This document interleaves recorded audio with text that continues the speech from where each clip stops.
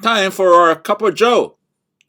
Well, on July 20th, 2021, Jeff Bezos and his hand-picked crew of space tourists blasted off into space aboard the New Shepard rocket.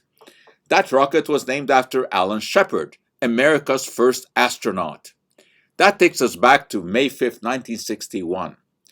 Just 3 weeks earlier, Yuri Gagarin had become the space pioneer by circling the Earth once, much to the dismay of the Americans.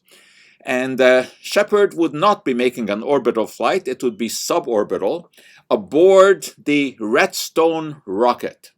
Now, this was a design based upon a captured German V-2. That was the rocket that terrorized Europe during the Second World War.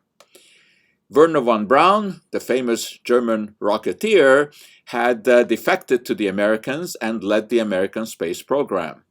Well, the Redstone rocket, the capsule called Freedom 7, was to house Shepard.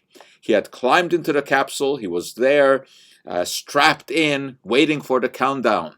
The flight was only to be 15 minutes, but there was a problem. There was a hold, and nobody had ever thought about nature's call because this was to be just a short flight. But the hold kept getting longer and longer, and nature did call.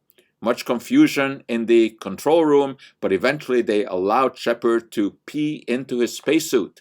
Well, the urine pooled at his back. There were no problems, but most people don't know that when that rocket blasted off, it transported Alan Shepard into space, lying in a pool of urine.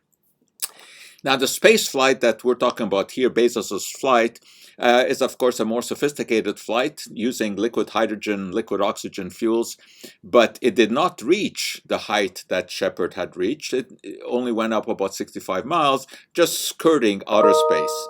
Nevertheless, importantly, it introduces the idea of space tourism and opens up spaceflight for anyone who can plunk down $250,000.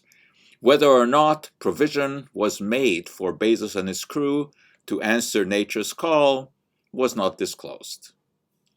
Thanks for listening. We will see you next time.